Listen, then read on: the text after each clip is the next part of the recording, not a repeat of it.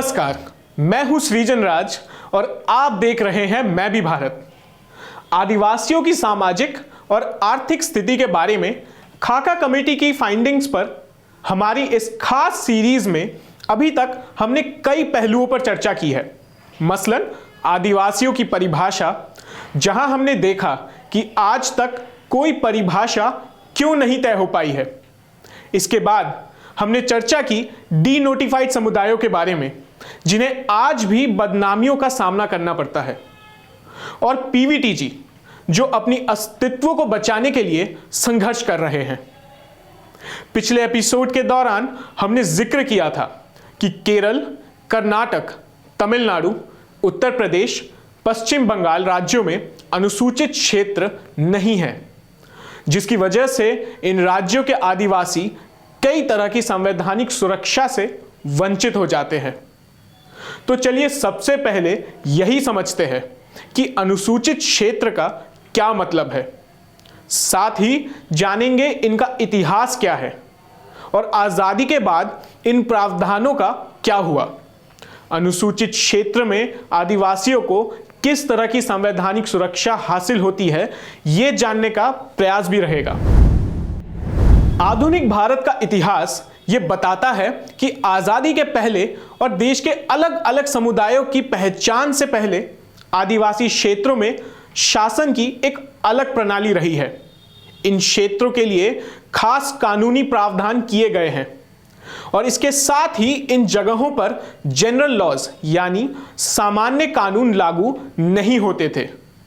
इन्हीं क्षेत्रों को आजादी के बाद अनुसूचित क्षेत्र का नाम दिया गया। उदाहरण के लिए सिंहभूम क्षेत्र, रामगढ़ और जंगल महल के क्षेत्र में 1833 के रेगुलेशन 13 के अंतर्गत प्रशासन की अलग प्रणाली लागू की गई। इस नियम को विल्किंसंस रूल्स के नाम से जाना जाता है। किसी क्षेत्र में इस नियम के लागू होने से उस क्षेत्र में ब्रिटिश शासन के सारे कानून लागू नहीं होते थे। इस रूल के तहत उस जिले में शासन का प्रभार गवर्नर जनरल के द्वारा नियुक्त किए गए पॉलिटिकल एजेंट के पास चले जाते। इसी वजह से इन क्षेत्रों को नॉन रेगुलेशन प्रोविंसेस के नाम से जाना गया। इन इलाकों की न्याय प्रणाली और टैक्स के कलेक्शन आदि के खास नियम थे। इसके बाद 1874 में एक कानून पारित किया गया, जिसने इन क्षेत्रों का नाम नॉन रेगुलेशन प्रोविंसेस से बदलकर शेड्यूल्ड डिस्ट्रिक्ट कर दिया। इसके साथ साथ इन क्षेत्रों की भौगोलिक सीमाएं भी तय कर दी। वहीं उत्तर पूर्व के क्षेत्रों के लिए 1873 में इनर लाइन रेगुलेशन लागू किया गया, यानी इन इलाकों में बाहरी लोगों के लिए बिना अनुमति के प्रवेश पर पाबंदी थी। इन क्षेत्रों का विभाजन गवर्नमेंट ऑफ इंडिया एक्ट 1919 में भी जारी रहा, जिसने शेड्यूल्ड ट्रैक्ट्स का नाम बदलकर बैकवर्ड ट्रैक्ट्स कर दिया। यही नहीं, इसके साथ ही इसको आगे और विभाजित करते हुए इनको रियली बैकवर्ड ट्रैक्ट्स और बैकवर्ड ट्रैक्ट्स के बीच बांट दिया गया। आजादी के बाद भी आदिवासी इलाकों में यह व्यवस्था कुछ बदलावों के साथ कायम रही। आजादी के बाद कई समितियां और उप समितियां बनाई गई, जिनके सुझावों पर 5वीं और 6ठी अनुसूची को संविधान में शामिल किया गया। ये अनुसूचियां ही इन क्षेत्रों को शक्तियां प्रदान करती हैं। जैसे अनुसूचित जनजाति को तय करने की शक्तियां राष्ट्रपति में समाहित है, उसी तरह राष्ट्रपति को अनुसूचित क्षेत्र बनाने की भी शक्तियां दी गई है। इसके लिए राष्ट्रपति अपने आदेश द्वारा ऐसा कर सकते हैं। इन क्षेत्रों का कार्यभार उन राज्य के राज्यपाल को दी जाती है। अनुसूचित क्षेत्रों को घोषित करने के मापदंड पहली बार 1960 में धेवर कमीशन ने दिया। इस कमीशन ने ट्राइबल जनसंख्या, क्षेत्र का आकार, क्षेत्र का पिछड़ापन, आर्थिक असमानता को अनुसूचित क्षेत्रों का आधार बताया। अनुसूचित क्षेत्रों में किसी कानून के लागू होने या ना होने का निर्णय राज्य के राज्यपाल पर छोड़ दिया गया है।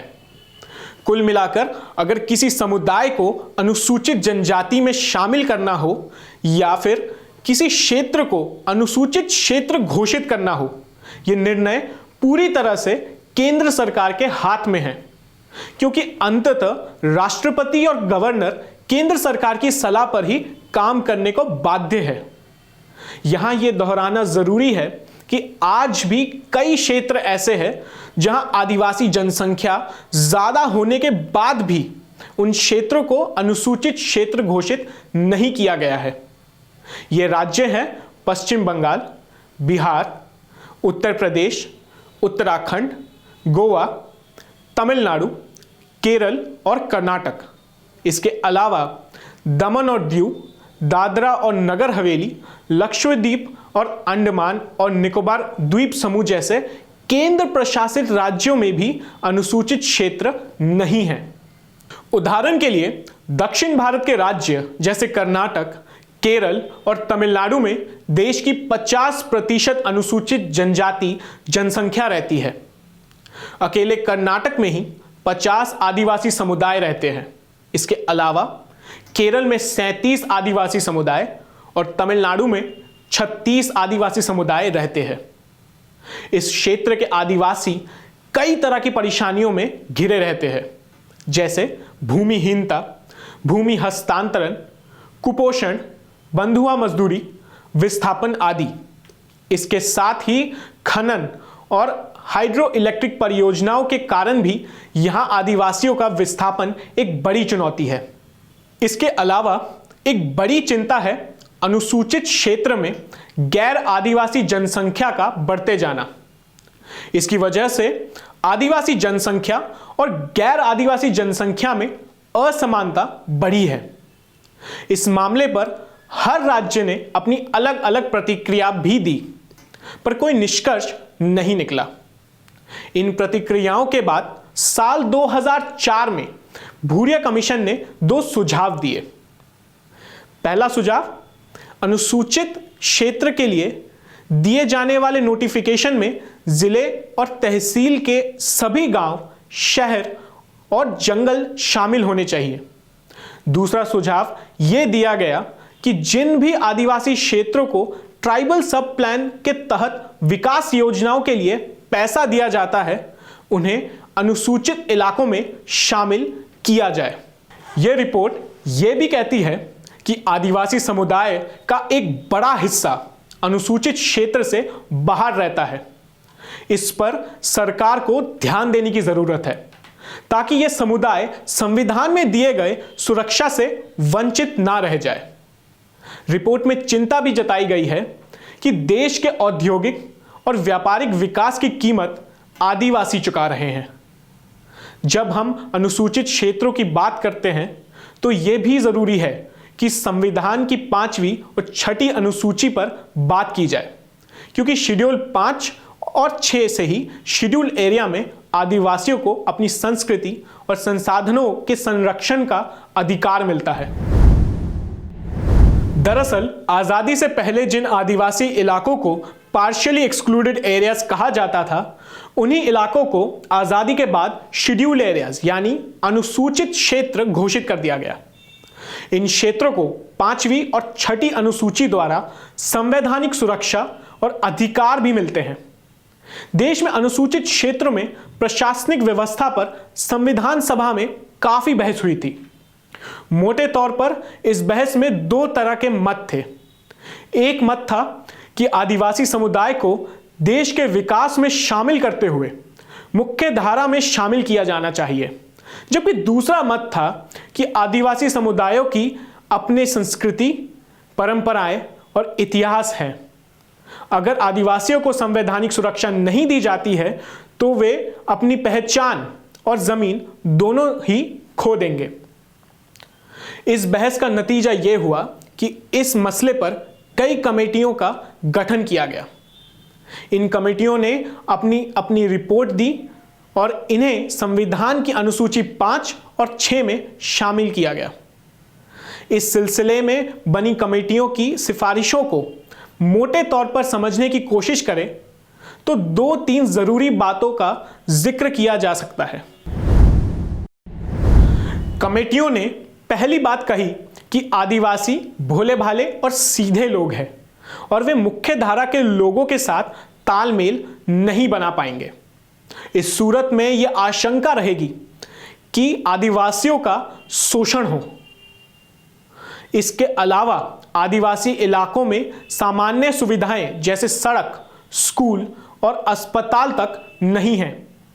इसलिए आदिवासी समुदायों को संस्कृति और विकास दोनों ही नजरिए से सुरक्षा और मदद की जरूरत होगी। लेकिन इन सिफारिशों में यह भी कहा गया कि आदिवासियों को पूरी तरह से अलग थलग रखना सही नहीं होगा।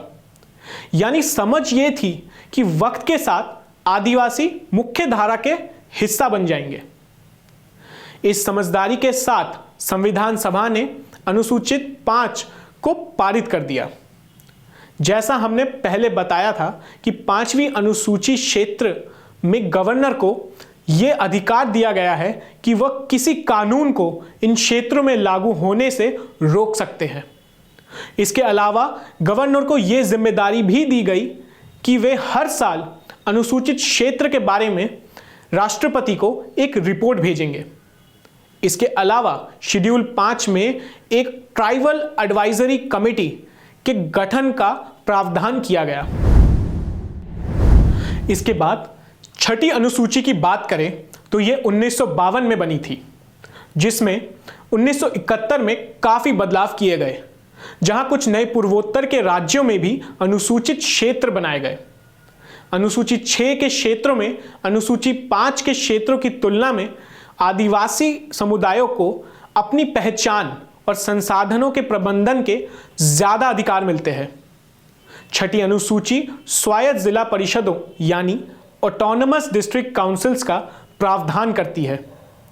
इस लिहाज से इन इलाकों में आदिवासी समुदायों को प्रशासनिक, न्याय व्यवस्था और जमीन के प्रबंधन के कई व्यापक अधिकार मिलते हैं, जबकि अनुसूची 5 में कुल मिलाकर सभी अधिकार गवर्नर के माध्यम से केंद्र सरकार के हाथ में ही है। तो किसी राज्य में अनुसूचित क्षेत्र वहां के आदिवासी समुदायों को कई तरह के संवैधानिक सुरक्षा प्रदान करता है। इनमें से कुछ इस तरह से है। अनुसूचित क्षेत्र के अंतर्गत कई तरह की मसलों जैसे भूमि हस्तांतरण, कर्ज और राजनीतिक प्रतिनिधित्व आदि के लिए संरक्षण मिलता है। इसके अलावा यह कई मुद्दों पर निर्णय लेने की स्वायत्तता भी प्रदान करता है। यह राजनीतिक तौर पर आदिवासी समुदायों का समावेश करता है और इसके साथ ही उनकी अलग संस्कृति को बचाने का काम भी करता है। शेड्यूल एरिया के बारे में खाका कमेटी ने कई सुझाव दिए हैं। पहला, जमीनी हालात ये बताते हैं कि अनुसूची 5 के क्षेत्रों में राज्यपाल शायद ही कभी कोई हस्तक्षेप करते हैं और सालाना रिपोर्ट राष्ट्रपति को भेजते हैं। इसलिए केंद्र जो भी कानून बनाता है वो सीधा सीधा बिना रोक टोक के आदिवासी इलाकों में लागू हो जाता है। मसलन वन संरक्षण कानून 1980 या फिर वाइल्ड लाइफ एक्ट 1972 इन क्षेत्रों में लागू है। इन दोनों ही कानूनों ने आदिवासी जीवन को व्यापक तौर पर प्रभावित किया है। इसलिए कमेटी का यह तर्क है कि अनुसूची 6 की तरह ही अनुसूची 5 के क्षेत्रों में भी स्वायत्तता दी जानी चाहिए। दूसरा, कमेटी ने यह सुझाव भी दिया है कि टीएसी यानी ट्राइबल एडवाइजरी काउंसिल को रीस्ट्रक्चर किया जाना चाहिए। कमेटी ने कहा है कि टीएसी में ज्यादातर सत्ताधारी पार्टी के विधायक होते हैं। इसके अलावा अधिकारियों को मनोनीत किया जाता है। इसमें विविधता की जरूरत है। और तीसरा, कमेटी ने यह सिफारिश भी की है कि टीएसी को ज्यादा अधिकार दिए जाने चाहिए। मसलन कमेटी कहती है कि आदिवासी विकास के प्रस्ताव विधानसभा में पेश किए जाने से पहले टीएसी के पास आने चाहिए। आज बस इतना ही। अगले एपिसोड में चर्चा होगी एक और मुद्दे पर। हमें उम्मीद है कि आपको हमारी ये सीरीज पसंद आ रही है। हमारे चैनल को सब्सक्राइब जरूर करें। धन्यवाद।